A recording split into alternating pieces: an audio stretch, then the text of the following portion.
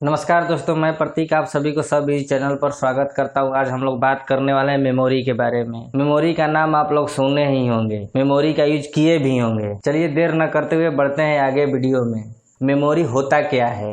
यह मानव दिमाग की तरह होता है। जैसे हम लोग जो कुछ एक बार याद कर लेते हैं हमेशा के लिए याद हो जाता है, तो मेमोरी भी कुछ इसी तरह का है। अगर आप उसमें कुछ एक बार डाल दिए, जब तक आप उसे डिलीट नहीं कीजिएगा, हटाइएगा नहीं, वो हमेशा के लिए वहीं पर रहेगा। इसका प्रयोग डेटा या निर्देश को सुरक्षित करने के लिए करते हैं। जैसे आपके पास कोई गाना हो, वीडियो हो, फोटो हो, आप उसे सुरक्षित रखने के लिए मेमोरी का प्रयोग करते हैं। मेमोरी में जो डेटा होता है 0 और 1 के रूप में होता है। मेमोरी में रखे डेटा या निर्देश को जब चाहें तब तक प्रयोग कर सकते हैं। अगर आप उसमें एक बार कुछ रख दिए, आप जब तक चाहें तब तक प्रयोग कर सकते हैं। मेमोरी में जब तक हम डेटा या निर्देश को डिलीट नहीं करेंगे तब तक वह उसी जगह रहता है जहां हम उसे सुरक्षित करके रखे हैं। मेमोरी में जब आप लोग एक बार कुछ भी डाल दिए, जैसे गाना ही हुआ या फोटो ही हुआ, अगर आप लोग किसी मेमोरी में रख दिए, जब तक आप उसे डिलीट नहीं कीजिएगा तब तक आप उसे यूज कर सकते हैं, प्रयोग कर सकते हैं। मेमोरी भी हमारा कई तरह के हो सकता है। जैसे सीडी के रूप में भी हो सकता है। इसमें आप चाहे तो कुछ भी डालकर रख सकते हैं। या हुआ पेन ड्राइव हुआ, रैम हुआ, हार्ड डिस्क हुआ, रोम हुआ, पेन ड्राइव हुआ, ये सारा कुछ हमारा क्या है? मेमोरी है। क्योंकि इसमें हम डेटा को रखते हैं, जब चाहे यूज करते हैं। अब देख लेते हैं मेमोरी के प्रकार। मेमोरी मुख्यतः 2 प्रकार का होता है।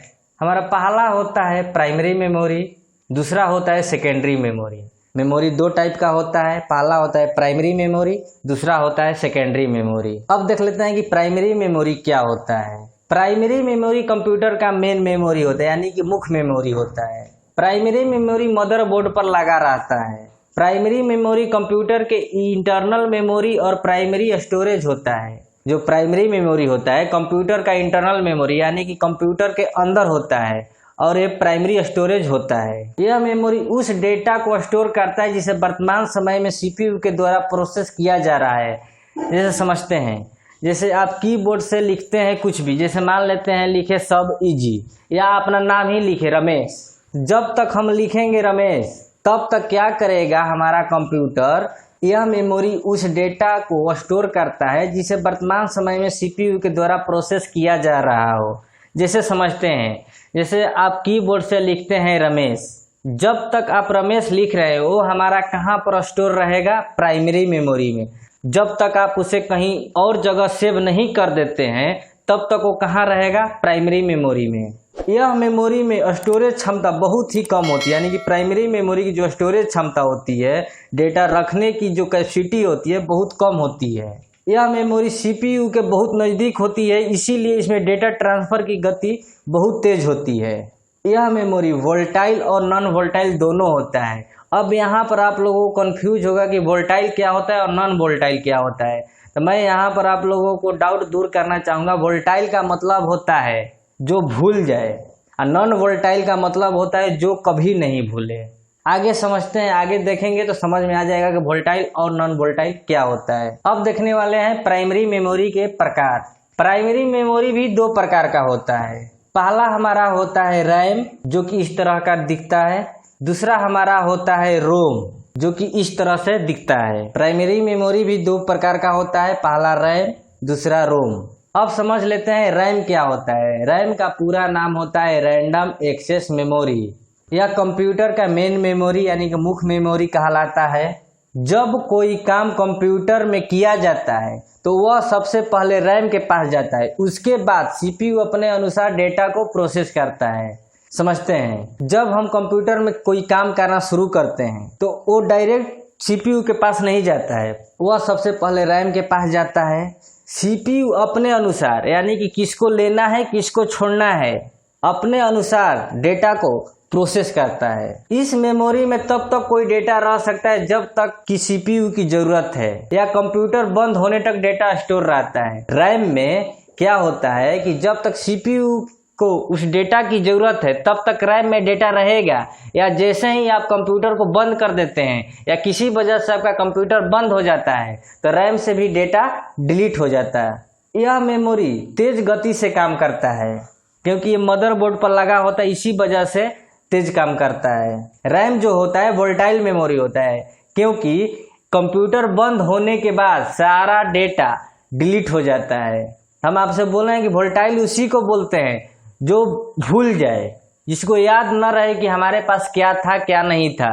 ये भी क्या करता है कि जब तक कंप्यूटर ऑन है तब तक रैम में डेटा रहेगा, जैसे ही कंप्यूटर बंद हुआ रैम से डेटा डिलीट हो जाता है। इसीलिए हम रैम को क्या बोलते हैं, वोलेटाइल मेमोरी। देखिए यही है हमारा रैम। जो यहाँ पर दिख रहा है दूसरा पिक्चर में, ये देखिए हमारे मदरबोर्ड के स्लॉट में रैम लगा हुआ है। अब देख लेते हैं रैम के प्रकार कि रैम कितने प्रकार का होता है। रैम भी दो प्रकार का होता है। देखिए एक है एस रैम, दूसरा है डी रैम, लेकिन दोनों में काफ़ी डिफरेंट नहीं होता है। अगर आप लोग ध्यान से देखिएगा कि एस रैम में देखिए यहाँ पर 2 कट है और डी रैम में देखिए यहाँ पर 1 कट है। तो मेनली देखा जाए तो एस रैम डी रैम में यही डिफरेंट होता है। अगला है हमारा एस रैम और डी रैम में अंतर। देखिए एस रैम का पूरा नाम होता है स्टैटिक रैंडम एक्सेस मेमोरी और डी रैम का पूरा नाम होता है डायनेमिक रैंडम एक्सेस मेमोरी। जो एस रैम होता है एक कैचे मेमोरी के तरह काम करता है और डी रैम जो होता है मेन मेमोरी के तरह काम करता है। एस रैम में डेटा को स्टोर करने के लिए ट्रांजिस्टर का प्रयोग किया जाता है और डी रैम में डेटा को स्टोर करने के लिए कैपेसिटर का प्रयोग किया जाता है। एस रैम को बार बार रिफ्रेश करने की जरूरत नहीं पड़ती है, लेकिन डी रैम को बार बार रिफ्रेश करने की जरूरत पड़ती है। एस रैम कम मात्रा में डेटा को स्टोर कर सकता है। एस रैम कम मात्रा में डेटा को स्टोर करता है, लेकिन वहीं डी रैम एस रैम से ज़्यादा मात्रा में डेटा को स्टोर कर सकता है। एस रैम बहुत महंगा होता है, डी रैम एस रैम से सस्ता होता है। एस रैम फास्ट मेमोरी होता है, लेकिन डी रैम एस रैम के मुकाबले स्लो होता है। जो एस रैम मेमोरी है कम बिजली को खपत करता है, लेकिन वहीं पर डी रैम ज्यादा बिजली को खपत करता है। आगे देख लेते हैं रोम क्या होता है। रोम का पूरा नाम रीड ओनली मेमोरी होता है। इसमें जो डेटा स्टोर होता है केवल हम उसे पढ़ सकते हैं। इसका नाम से ही पता चल रहा है रीड ओनली मेमोरी, यानी कि जो इसमें डेटा है रोम में केवल हम उसे पढ़ सकते हैं। रोम में जो डेटा स्टोर होता है उसे बदला नहीं जाता है। अगर आप बदलने की भी कोशिश करें तो बदल सकता है, लेकिन उतने आसानी से नहीं जितना आप लोग सोच रहे हैं। रोम जो होता है नॉन वोलेटाइल मेमोरी होता है, यानी कि कंप्यूटर बंद होने के बाद भी जो इसमें स्टोर डेटा होता है वो सुरक्षित रहता है। यह मेमोरी डेटा को हमेशा के लिए स्टोर करके रखता है। रोम जो होता है रैम के अनुसार कम डेटा को स्टोर कर सकता है और रैम से स्लो भी होता है। रोम रैम से सस्ता होता है। ये देखिए हमारा रोम है। फर्स्ट पिक्चर में आप लोगों को केवल रोम का पिक्चर दिख रहा है, दूसरा पिक्चर में देखिए मदरबोर्ड पर रोम लगा हुआ है। अब देख लेते हैं रोम के प्रकार। रोम का 3 प्रकार होता है। पहला होता है पी रोम, दूसरा होता है ईपी रोम, तीसरा हमारा होता है ईईपी रोम। पी रोम का पूरा नाम होता है programmable read only memory. EPROM का पूरा नाम होता है erasable programmable read only memory. EEPROM का पूरा नाम होता है electrically erasable programmable read only memory.